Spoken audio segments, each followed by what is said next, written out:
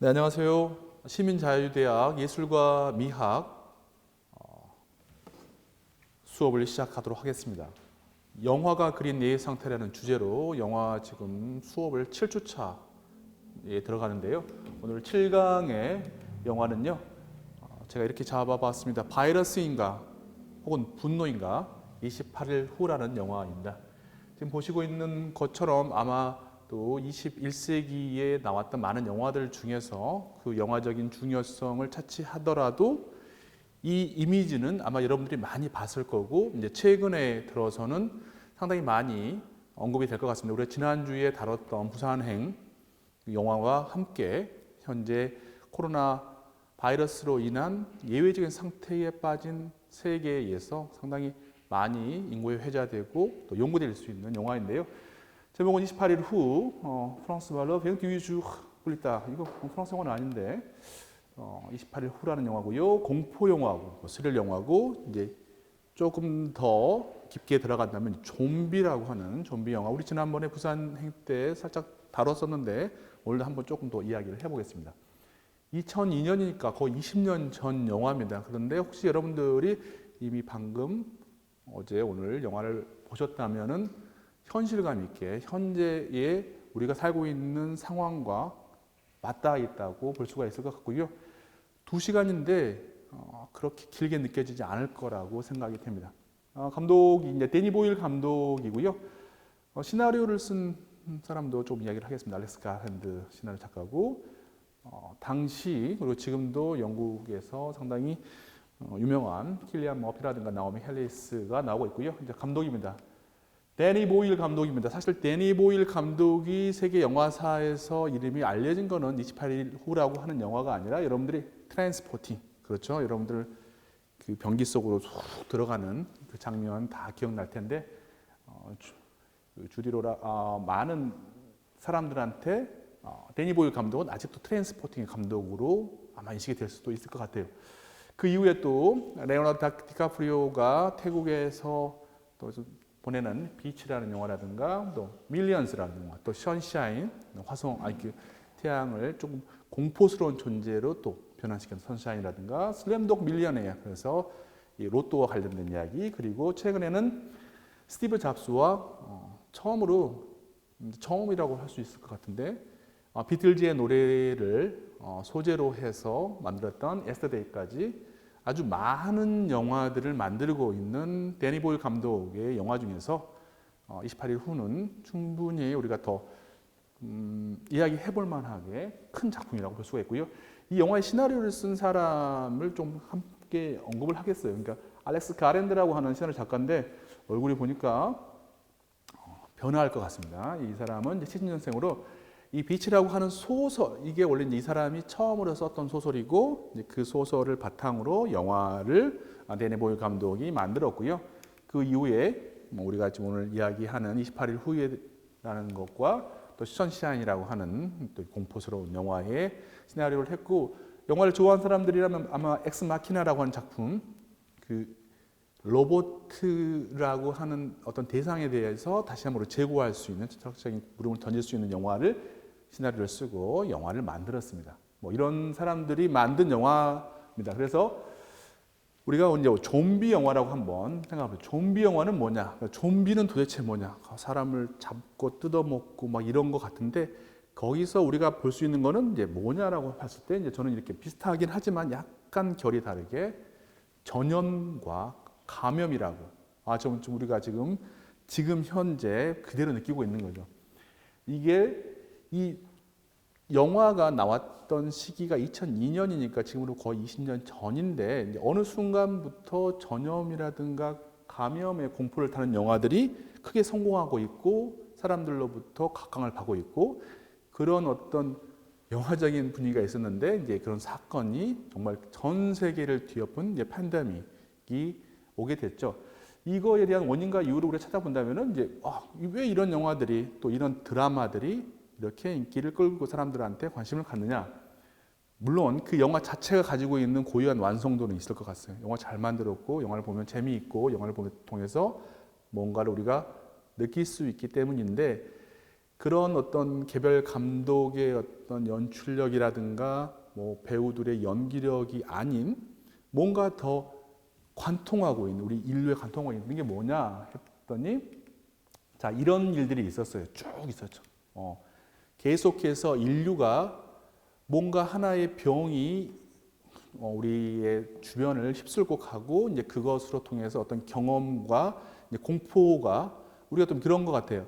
모르고 무슨 일 당했을 때는 처음에는 공포는 없을 것 같은데, 우리가 한번 무슨 일 당한 다음에는 그 다음에 무서워지기 하는데, 이렇게 쭉 올라오고 있고, 뭐 독감도 있고, 사실 또 에볼라 바이러스가 좀비 영화에 있어서 상당히 많은 영향을 끼쳤다고 하는 또 연구도 있기는 한데, 뭐 러시아 독감이라든가 뭐 사스, 이제 21세기에는 사실 이 영화 이전에 이런 일들이 있었고, 영화가 나온 다음에는 사스라든가 우리 지난번에 봤던 뭐 신종플루라든가, 그리고 최근에 우리가 지금 겪고 있는 코비드 19까지 이런 것들이 있으면서, 역사의 배경이 있으면서 우리 현대인들이 이 전염이라고 하는 현상, 전염 자체로 우리가 무서워하는데, 전염을 통해서 공포가 생기는 거죠.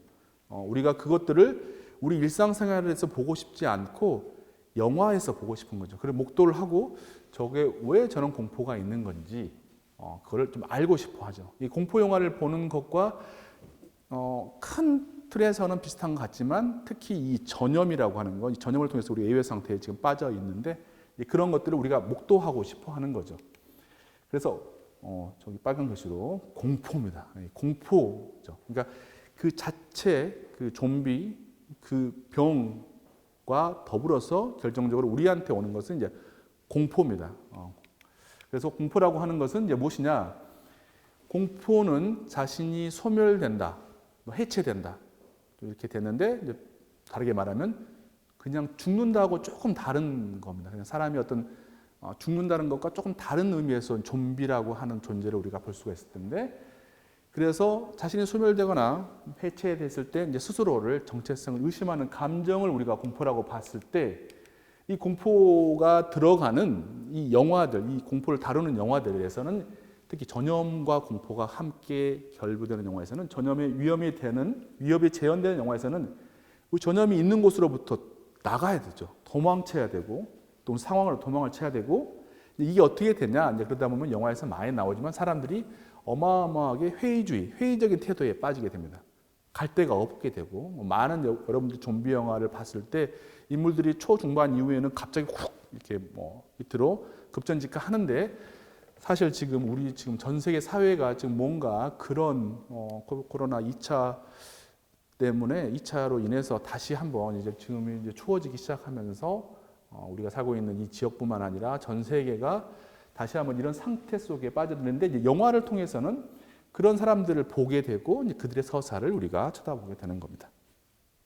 그래서 이러한 이제 변화, 내가 요구하지 않았고, 내가 초래하지 않았지만 주변으로부터 강요되거나 요구된 변화에 직면할 때는 인간은 어떻게 되냐?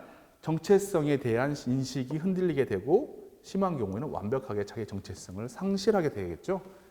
그래서 이 공포라고 하는 것들은 스스로가 정체성이라고 인식했던 것들을 순식간에 사라지게 한다. 그래서 여러분들이 이제 좀비를 봤을 때는 내가 살아왔던 어떠한 모든 것이 순식간에 회로가 정지되면서 공포, 그리고 자기를 인식하지 못하는 상태에 빠지게 되는데, 그런 것들을 우리가 영화에서, 좀비 영화에서 볼 수가 있죠. 그래서 좀비 영화라고 하는 것은 우리 지난번에도 말했지만 우리 인간, 우리 사회의 위기와 혼란을 우회적으로 제시를 하고 있다 라고 생각하시면 될 것 같고요. 그래서 인간의 불안감, 전염, 감염, 공포, 무엇보다도 공포의 반영이다. 좀비 자체가 갖고 있는 거와, 근데 이제 28일 후가 조금 다른 모습이 됩니다. 자, 우리 지난번에 이야기했기 때문에 넘어가기로 했습니다. 처음으로 이제 좀비가 나왔던 게 이름의 화이트 좀비라고 하는 영화가 아주 오래전이죠. 그러니까 사운드가 나오기 얼마 20년대 후반에 이제 토키가 나왔기 때문에 몇 년 뒤인데, 여러분들 혹시 볼 수 있습니다. 이거는 쉽게 찾아보시면 이 영화 전편을 볼 수가 있는데, 여기서는 좀 달라요. 인간이에요. 뇌의 일부가 손상되었지만 살아있는 인간. 그래서 우리 공포 영화에서 많이 봤던 어떤 인물형, 뭐죠? 프랭켄스타인, 이런 거죠. 시체를 살려내는 약간 그런 느낌을 보여주는 좀비에서, 이제 진정한 좀비는 이제 좀비 영화 좋아하는 사람들한테는 거의 이 신으로 추앙받는 조지 로메로 감독의 영화들 속에서 좀비들이 나오는데, 자 보시다시피 느릿느릿 걸어갑니다. 느릿느릿 걸어가는 건데, 이제 좀비와 느릿느릿 걸어가다고 하는 것은 거의 뗄래야 뗄 수 없는 특징이었어요. 특징이고 지금도. 그런데 이제 우리 다루는 영화에서는 이거를 약간 변화시키고 있습니다. 그래서 살아있는 시체들의 밤.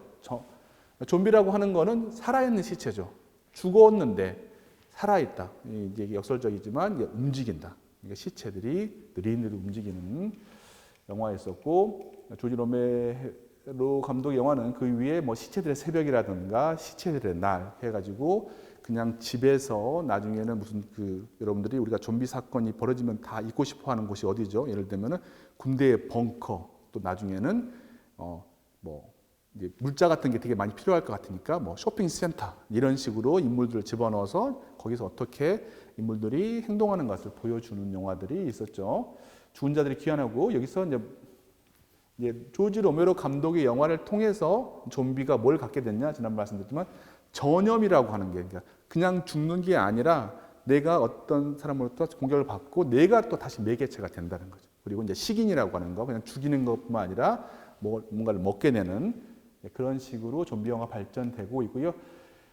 이 좀비 영화가 이렇게 가다가 7, 80년대 넘어서 2000년대에서 르네상스가 되게 되는데, 그 르네상스를 견인한 작품이 바로 오늘 우리가 다루는 28일 후라는 영화죠.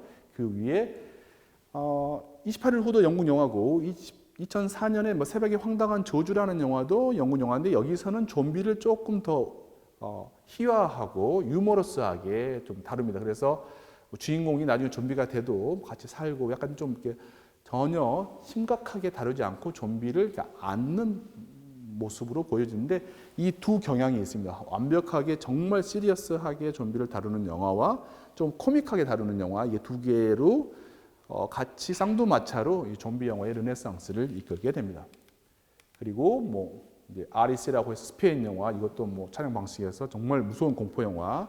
그리고 이제 2010년대 후반에서 가장 유명하고 뭐 이야기되는 좀비 영화는 우리가 지난번에 다뤘던 한국의 부산행이 됐습니다. 부산행이 됐고, 그 이후에 다양한 영화들, 뭐 킹덤이라든가, 우리나라에서는 또 이제 미국에서는 꾸준하게 이제 코믹 북스를 기반으로 한 워킹 데드가 만들어지고 있죠.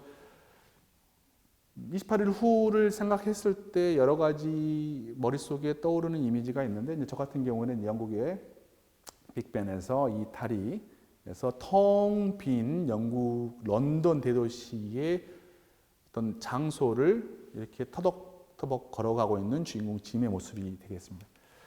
그래서 20세기 좀비 영화의 드라마를 촉진시켰고, 근데 28일 후가 기존의 좀비 영화와 다른 모습이 있습니다. 그래서 좀비 영화 애호가들한테는 정통이 아니다라고 또 처음에는 나름의 비난을 받았습니다. 뭐가 있을 것 같은데, 이제 외형적으로 봤을 때 이제 가장 크게 보이는 게 뭐냐? 좀비가 처음으로 뜁니다. 좀비가 뛰죠. 그 이전의 좀비들은, 살아있는 시체들은 느릿느릿 건너기 때문에 우리가 좀비를 본 다음에 생각을 하죠. 생각을 하고 도망칠 것인가, 퇴치할 것인가, 이런 어떤 철학적인 사고를 할 수가 있었던 좀비 로메로 영화라면은, 이제는 21세기 좀비한테는 그런 생각을 할 겨를이 없습니다.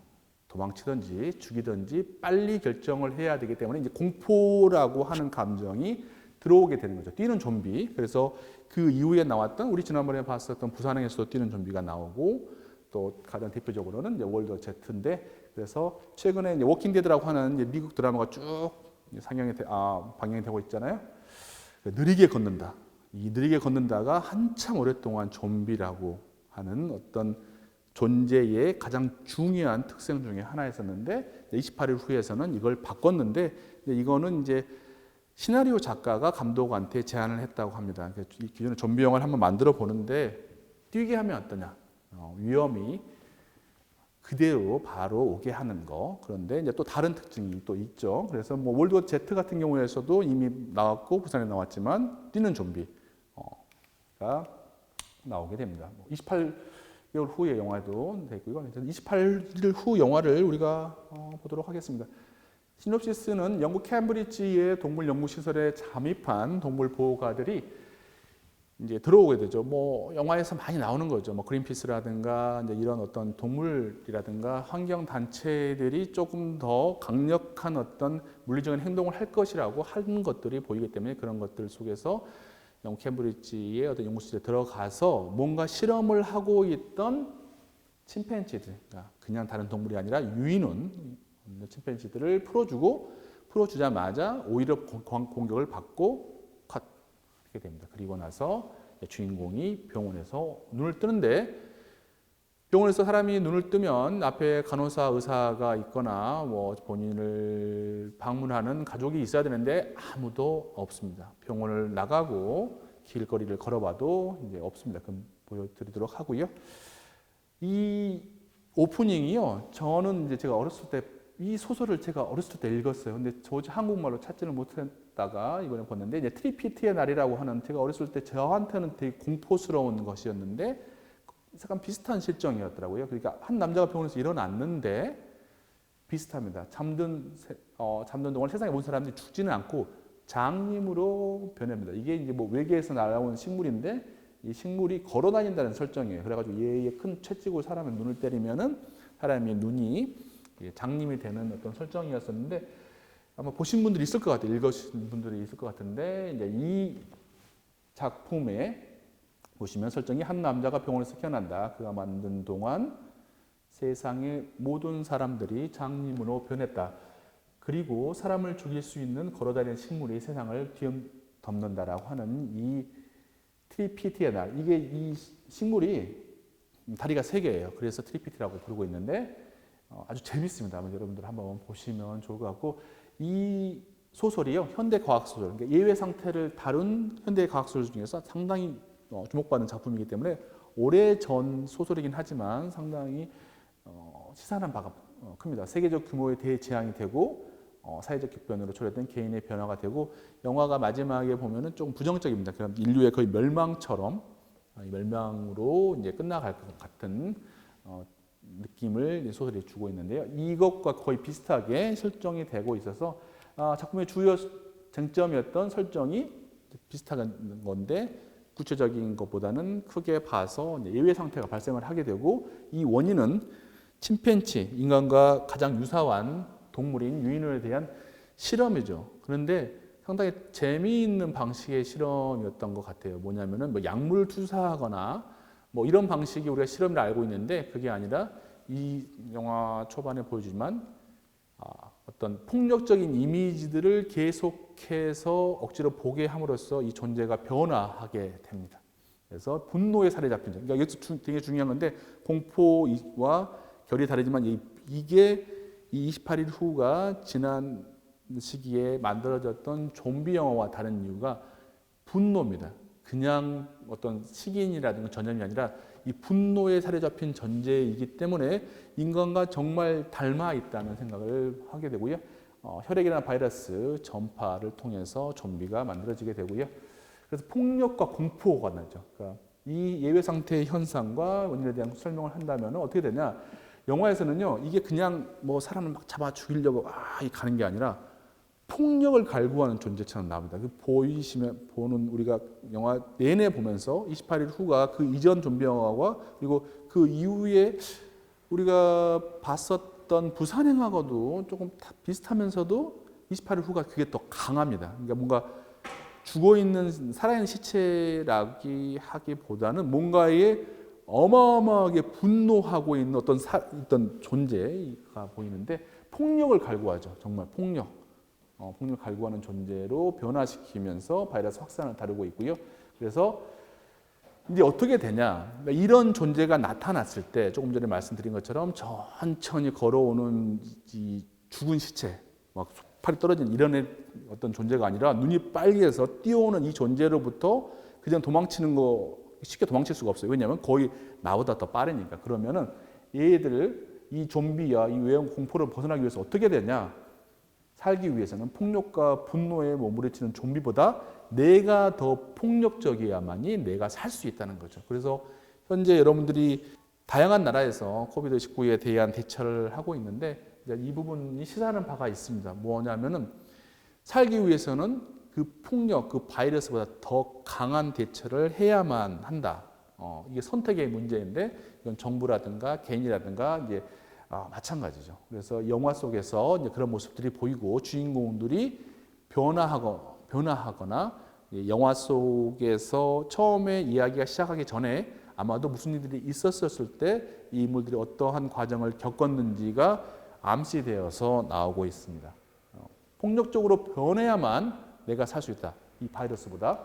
그래서 공포라는 것은 이제 우리가 스스로를 인식하지 못하는 상태에 빠지는 것에 대한 공포라고 하는 게 엄청나죠. 이 공포라고 하는 게 내가 내 스스로를 인식하지 못한다. 이거는 이제 우리가 그 본인을 사람에 대해 스스로를 인식하는 것은 무엇이냐? 이게 이제 죽음하고도 이제 관련이 될 텐데 이제 죽음이라고 하는 것들이 한 측면이라고 하는 것은 내가 내 스스로를 인식하지 못하는 상태에 빠지는 것이지 않습니까?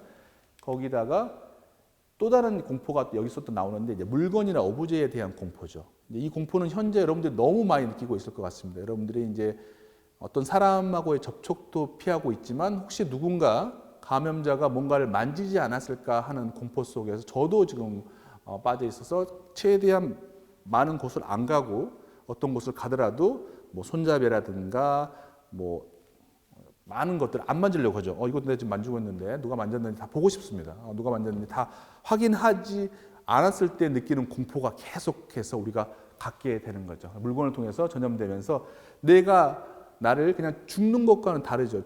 나를 인식하지 못하는 상태에 빠지는 것에 대한 공포가 나오고 있습니다. 그리고 두 번째가 뭐냐?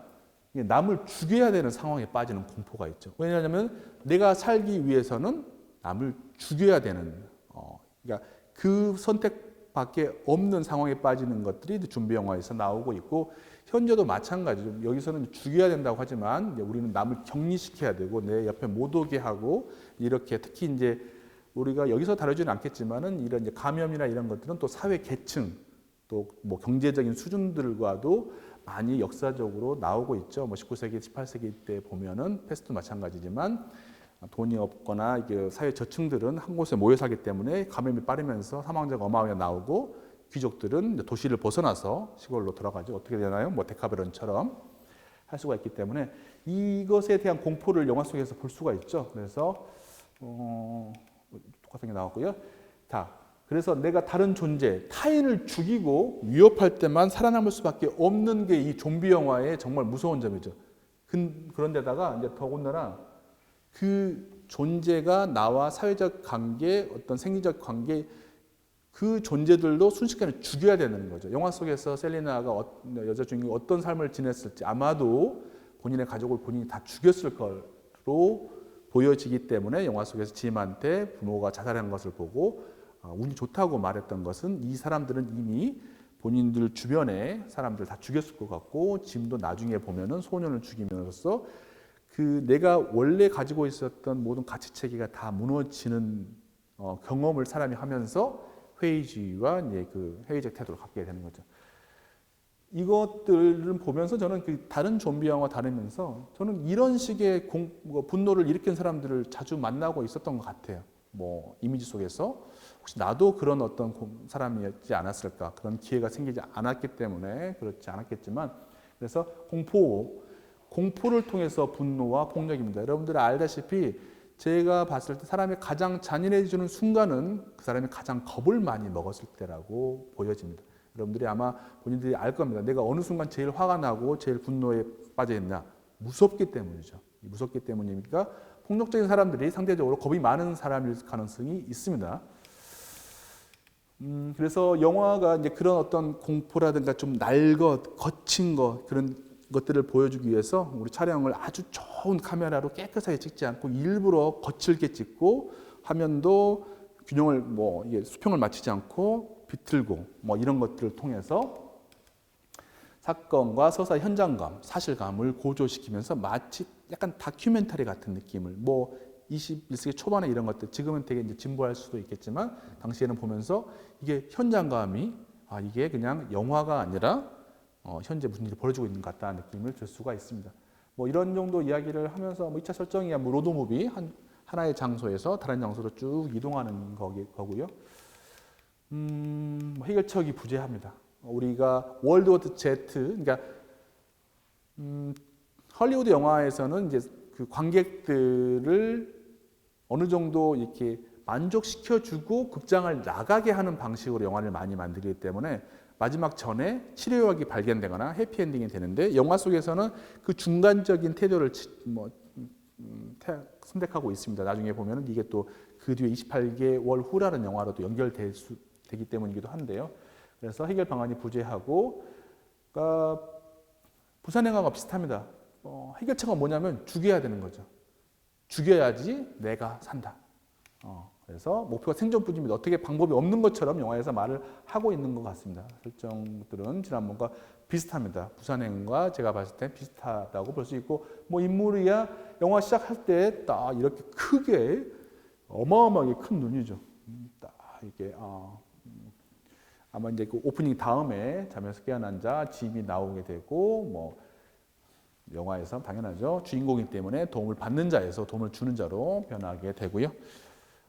셀리나는 처음에 전사처럼 어마어마하게 강한 사람처럼 나오지만 나중에 보면은 그 어떤 조금 상황이 안정된 순간 본인을 다 놔버리면서 약한 존재로 변하게 되고, 이제 해나도 짐은 죽은 다음에 부모의 모습을 봤고, 셀리나는 아마도 영화 시작 전에 그 이전에 부모를 죽였을 것 같은데 그래도 우리가 보지는 않았죠. 죽는 장면을. 그래서 가장 힘든 사람은 우리가 같이 봤던 해나가 아버지를 잊는 모습을 같이 봤기 때문에 가장 약한 존재로 나오지만 영화 초중반에 나온 것처럼 본인이 잘하는 모습들 하나 보여줘가지고 후반부에 가장 결정적인 역할을 하는 운전을 보여주고 있죠. 그래서 뭐 이런 영화에서 좀비라고 하는 건 그냥 어떤 시체뿐만이 아니라 지난번에 우리가 봤던 것처럼 부산행과 동일합니다. 분노, 공포, 전염의 외연이고요.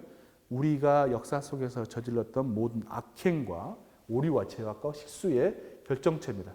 그리고 우리가 창조했나요? 우리가 뭐 어떤 사람들이 만들었는데 제어가 불가능한, 지금 현재도 각종 바이러스에 대해서 여러 가지 음모론이 있는 것처럼 뭐 이런 존재로 됩니다.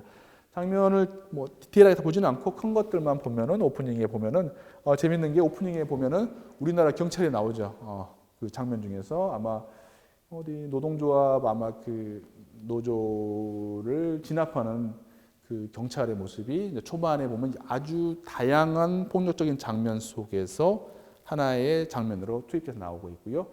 이러한 다양한 폭력적인 장면을 보는 유인원 인간과 거의 많이 비슷하죠. 이렇게 보고 있는데 저는 보면서 이게 원숭이 침팬지지만 상당히 우리의 모습이지 않나. 우리도 계속해서 강력한 폭력적인 거 영화들 이미지들 속에서 계속해서 언론도 그런 것들을 주장하기도 했고 사람들도 그렇고 엔터테인먼트도 그러면서 좀 이런 것들이 이렇게 상징적으로 알레고리로 보이면서도 저는 이게 우리의 모습이지 않을까라고 하고, 뭐 오프닝의 장소와 시간을 제시하면서 정말 첫 대사입니다. 완전히 지옥이군. 헬이라고 하죠. 영화가 시작됐을 때 지옥이라고 말하고 이제 지옥 문이 열립니다. 그래서 연구원이 이 사람들한테 치료하려 먼저 이해가 필요하라고 영화 후반부에 이야기할 수 있는 거죠. 과연 어떻게 될 건가? 이거는 이제 영화 마지막 이야기하겠지만 원래 시나리오는 다른 이야기가 있기 때문에 아마 이런 오프닝이 들어갔을 것 같고요. 혈액과 타액으로 전염됩니다. 혈액과 타액으로 우리도 다 전염이 되죠. 조심하시기 바라고요. 근데 이게 다른 좀비하고는 다릅니다. 처음에 좀비를 봤을 때 전체적인 것보다는 얼굴 클로즈 눈에 빨간 분노로 가득 찬 존재를 보게 됩니다. 이런 존재들 주변에서 가끔 만나는데 저는 여러분들은 운이 좋아서 안 만날 것 같은데 28일 후가 되고요. 데이원의 주인공 짐이 눈을 뜹니다. 그 전 오프닝 시퀀스의 마지막에 좀비의 이 분노에 있는 눈 클로즈업에서 컷하고 이제 28일 후에 시작됐을 때 눈이기 때문에 여기서 눈이 열렸을 때 빨가면 이제 좀비겠는데 좀비가 아니라 뭐 영화에 지금 보시면 결도 보면은 일부러 되게 그 수역 엑스포즈 더 빛을 더 많이 줘서 이거 뭐 대부분의 영화에서 이렇게 하지 않을 텐데 현장감을 살리기 위해서 이렇게 됐고, 누구 없나요? 헬로우 헬로우 하는 지금도 저 소리 들린 것 같은데 저 거대한 공간에서 소리만 아무 소리 없이 헬로우 헬로우 하게 됩니다. 그리고 대도시 예외 상태 정지됐죠. 영국 런던에 빅아이가 보이게 되고 빅벤에서 이제 이런 모습을 우리가 정지 상태의 런던 대도시를 마주하게 됩니다. 이 장면 하나로 지금 완벽하게 이게 지금 예외 상태라고 하는 것을 우리가 알 수 있게 되죠. 그리고 여기서 이제 재밌는 부분이 우리 짐이 28일 후에 지금 났기 때문에 이 28일 동안 이 사회의 가치 체계가 다 끝난지를 모르기 때문에 과거의 가치에 매몰됩니다. 뭐죠? 돈을 찾고 다니죠. 이제 돈을 찾고 다니고 또 고급차를 보고 한번 타보고 싶고.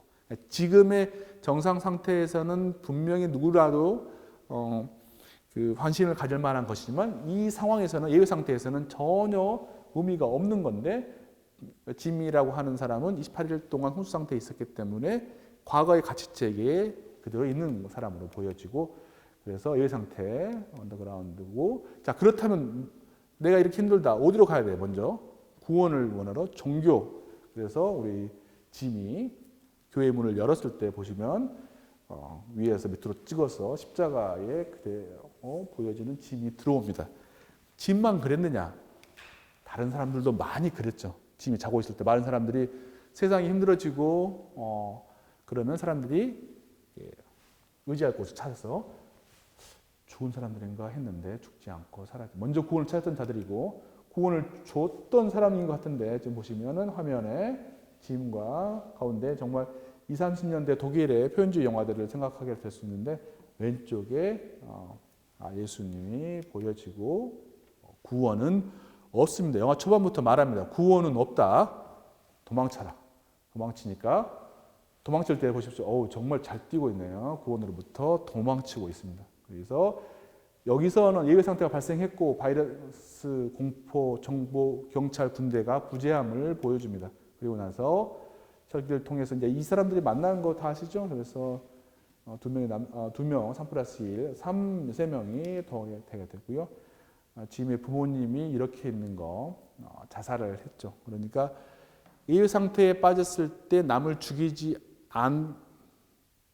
않고자 하는 선택을 하는 사람들이라면 제일 먼저 생각할 수 있는 게 이제 스스로의 목숨을 끊는 거고 짐의 부모님이 스스로의 목숨을 끊었던 컷하고 들어가면은 이제 수면제를 과다 복용해서 죽은 것으로 나왔는데 여기서 이제 정말 아주 저는 이거 영화 오리지널 보면서도 이 편지 구절이 항상 읽혀지지 않던데 잊어지지 않았습니다. 그래서 끝없는 사랑으로 너가 자고 있을 때 혼수 상태 때 너를 놔뒀는데 이제 너와 함께 자겠다. 결정적으로 don't wake up 일어나지 마라 깨어나지 마라고 합니다. 어쩔 땐 깨어나지 않는 게 필요할 것 같고 이 장면에서 또 되게 재밌었는데 이제 처음에 나왔던 친구가 본인이 공항에서 자신의 아버지의 얼굴을 보는 장면을 증언하는 것에서 그때 이제 이게 일반적인 좀비 영화와 다르게 아버지의 얼굴이 그냥 시체가 아니라 분노에 사로잡힌 공포로 인한 분노에 사로잡힌 아버지의 이야기를 하는 장면이고 여기서 이 영화 초반에 정말 사람들을 깜짝 놀라게 하죠. 살짝 물렸을 때 셀레나가 이 사람을 정말 거의 난도질을 하는 장면을 보면서 이게 그냥 대략 가지는 않겠구나라고 생각을 하게 되죠. 데이 3가 되고 두 사람이 서로 교감도 되게 되고 여기서 제가 재밌었던 거는 쥐 때도 우리가 보면은 보통 좀비 영화에서 보면은 이런 게 있어요.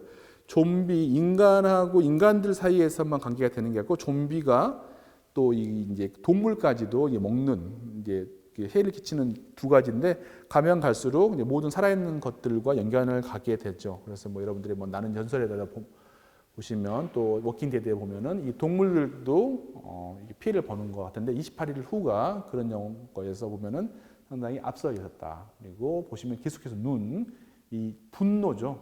그 전에 그리고 우리가 부산행하고도 좀 다르게 이 분노에 잡힌 인물을 볼 수 있고 중간에 보면 즐거운 예외 상태가 있네요. 이 예외 상태 앞에다 즐거운이란 말을 넣기가 그러는데 많은 좀비 영화에서 상당히 쉬어가는 어떻게 사람들의 리듬을 좀 다 해주는 게 뭐냐면은 예외 상태에서는 가치 체계가 다 무너지기 때문에 다 안 좋은 것 같은데 이때 좋은 게 있죠. 돈을 지불할 필요가 없이 내 마음대로 열려있는 약탈의 순간이죠. 이렇게 내가 가진 거 다 가지고 싶고 사람들이 그럴 거예요. 이럴 때 약탈의 순간에 이제 우리나라는 그렇지 않지만 해외에서 가끔씩 큰 소요 사태가 발생하면 사람들이 먼저 돈을 지불하지 않고 뭐 알려진 유명한 어떤 브랜드라든가 물건을 이렇게 훔치러 가는데 그때 뒤에 보면은 로또죠. 로또가 된 것처럼 되고 있고요. 가치체계가 다 없어졌다. 카드를 주고 가버립니다. 이제 기존의 사회 가치체계는 다 무너졌다는 것을 보여주는 상징적인 사건이고요. 후반부에 보죠. 중간에 이거 보면은 되게 이 이미지에다가 이제 터치를 해서 이런 장면이 영화 전체의 통틀어서 딱 한 번 나오는데 이렇게 한번 중간에 처음에 어마어마하게 강력한 어떤 바이러스 사건들 중간에 한번 사람들을 한번 이게 딱 쉬어가게 만들어주고 이제 탈출을 하게 되죠. 탈출은 뭐냐? 데카메론 조금 전 말씀드렸지만 이제 도시라고 하는 것은 같이 뭐 살고 같이 일하고 그런 방어하고 있는 목적이지만 이제 바이러스는 뭐냐? 서로를 밀어내는 거잖아요. 지금 여러분 똑같잖아요. 그러면 같이 안 만나고 친구도 안 만나고 공부도 따로 하고 다 밀어내는 어떤 거죠. 그러면 프랑스나 독일도 지난번에 그랬었는데 락다운 전에 그 전날 밤에 사람들이 다 부자들은 별장으로 다 도망치는 거고 돈이 없는 사람들은 자기 집에 그대로 남아 있는 거죠. 그래서 도망치는 거, 탈출하고 그리고 과거로 회귀한 듯한 오래된 유적지에서 사람들이 이야기를 하고 뭔가 교감이 좀 가게 되는 거죠. 여기서 저는 영화 전체에 봤을 때 혈액의 시점 쇼트라고 하는 제가 한번 붙여봤는데 이게 맞는 건지 모르겠지만 혈액이 마이크가 크로우 그러니까 까마귀하고 일단 트러블이 생기면서 쳤는데 거기서 이제 핏방울이 떨어져서 이게 뚝 떨어져서 보시면은 정말 저기 위에 핏방울이 이제 눈으로 들어가죠. 다른 곳이 아니라 눈으로 들어갑니다. 보시면 전체적으로 봤을 때 분노가 우리가 보이는 곳이 이제 눈이기 때문에 눈으로 뚝 들어가면은 이제 마이크가 좀비화되고 그리고 본인도 알기 때문에 여기서 이제 설정을 해주죠. 뭐 월드워 Z에서도 나오는데 20초 동안에 자신의 모든 것을 다 정리해야 되기 때문에 사랑하는 딸 앞에 놔두고 사랑한다고 말하는데 하고 그래서 살해됩니다. 영화가 이제 파트 1이 이렇게 되는 것 같고 파트 2는 요새로 들어가서 이게 마치 어떤 쉘터, 은신처, 보호처 같은데 그렇지 않았다는 거 나오게 되고 영화 팀이 나오게 되면서 뭐 유사 가족까지 탄생하면서 마이크가 죽은 다음에 이들이 이제 해나를 케어하게 되는 거고 이 공포라고 하는 게 이제 우리가 두 가지가 또 있을 수가 있을 것 같아요. 공포가 우리가 무서움만 있을 것 같으니까 공포 안에 이제 많은 공포 안에는 뭐 또 있냐면은 역겨움도 들어 있습니다. 그래서 역겨움이 들어 있는 거는 본데 여기서 보면은 일반적이지 않죠. 이 토하는 마치 뭔가를 우리가 술을 먹거나 뭔가 잘못 먹었을 때 토하는 것 같은 이 여기서 좀비는 무서워서 도망치죠. 그리고 역겨움을 쓰는데 그런 모습을 보여줍니다. 여기서는 공포라고 하는 게 우리가 더러운 것에 대해서도 공포를 느끼고 있잖아요. 무서운 것뿐만 아니라 우리가 피하려고 하는 거죠. 피하려고 하는 거라. 그래서 이 붕괴된 사회 시스템에서 정말 이 사람은 말도 안 되는 시스템을 그대로 유지하려고 하는 사람이죠. 다양한 이 세상의 종말을 다룬 영화에서 항상 상당히 많이 나오는 인물형입니다. 나중에 여러분들 보시면은 이런 인물들이 꼭 있습니다. 쓰러져 가는 가치 체계를 과거의 어떤 권위적인 체제로 이렇게 막으려고 하는 사람들은 그 안에서 다양한 범법, 탈법 행위를 용인하죠. 그 가치 체계 안에서요. 그래서 예외상 정상 상태로 보이고 밖에서 들어옵니다. 밖에 들어오게 되고요. 다시 한번 28일 후가 되네요. 그래가지고 이때는 눈을 떴는데 머리도 길고 별 문제도 없고 햇볕도 돼서 괜찮은 것 같고 그 전에 보면은 헬이라고 있다가 마지막 글자를 동그라미 해서 지나가는 아마도 28개월 후라는 영화를 보신 분들한테는 좀 연결이 되겠지만은 외부에서 도움이 돼서 헬로우 지옥인가 헬로우인가 이렇게 되겠습니다. 그래서 영화가 마지막에는 이제 희망이죠. 이 서사의 끝에서는 희망으로 지금 마지막 세 컷에서 보면은 셀레나, 헤나 그리고 지미 세 명이 희망, 이 지옥에서 벗어날 수, 이제 영국이라고 하는 깨강딘 여기서 벗어날 수 있을 것 같은 희망으로 또 영화가 정리가 되고 있습니다. 깊게 달려왔는데, 그래서 사회에 대한 알레고리라고 할 수 있죠. 뭐 좀비 영화, 이것도 예외 상태를 다룬 영화들이 마찬가지인데, 좀비 영화로 파국이 되고 그 속에서 좀 보시면은 파트 2에서 본 것처럼 이 인간들이 이제 무너지는 상태로 보여집니다. 해결책이 있을까요? 해결책이 쉽지 않을 건데 원래 이 영화의 결말이 이랬다고 하더라고요. 런던을 떠난 일행은 군인들이 주둔하는 곳이 아니라 지금 영화 처음에 나왔던 오프닝에 나왔던 바이러스가 만들어진 연구소로 가게 된답니다. 거기에서 생존한 연구원을 만나게 되고 이제 프랭크가 죽지 않고 프랭크의 감염을 치료하기 위해서 짐이 본인의 있는 몸에 피를 다 주는 거예요. 피를 다 바꾸면 살 수 있다. 이렇게 한다고. 이게 원래 시나리오가 이렇게 됐기 때문에 오프닝을 좀 더 이해할 수가 있을 것 같고, 그렇지만은 다른 식으로 결론이 났네요. 예외 상태, 그러니까 예외 상태가 초래하는, 예외 상태 자체가 아니라 예외 상태가 초래하는 이 공포라고 하는 것은 이 공포 자체가 전염의 위험이 있지 않습니까?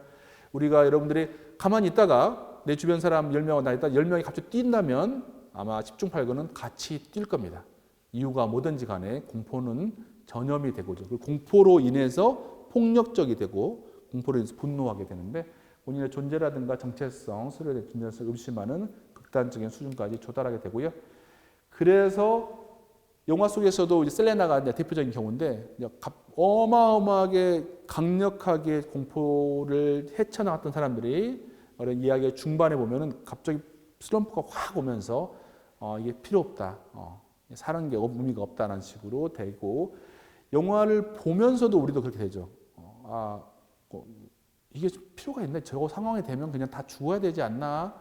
자살해야 되지 않나? 뭐 내가 어떻게 알겠나? 이런 생각을 갖게 됐는데 동시에 이 영화 28일 후도 마찬가지지만 오히려 그런 회의적인 태도라든가 회의주의를 초월할 수 있는 방법을 깨닫게 해주는데 지금까지 다뤘던 많은 영화들과 동일하게 그게 정부라든가 국가라든가 기존의 시스템이 아니라 그 서로 간에 옆에 있는 사람들과 연대를 통해서만이 위기가 극복되는 것으로 많이 나옵니다.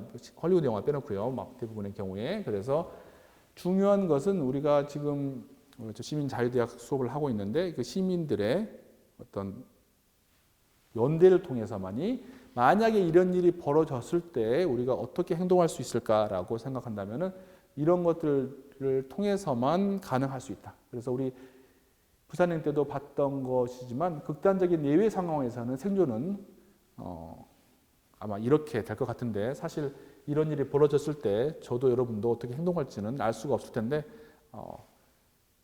뭐 살아야겠죠. 살아야 될 것 같습니다. 여러분들이 그때 중요한 것이 그런 어떤 예외 상태에 대한 이 영화 2002년에 나온 영화인데 지금의 우리의 삶에 지금 현재 여러분들의 이 예외 상태가 일종의 정상 상태가 돼버리려고 하는 이 상황 속에서 충분히 다시 보고 고민해 볼 수 있는 이야기라고 생각이 됩니다.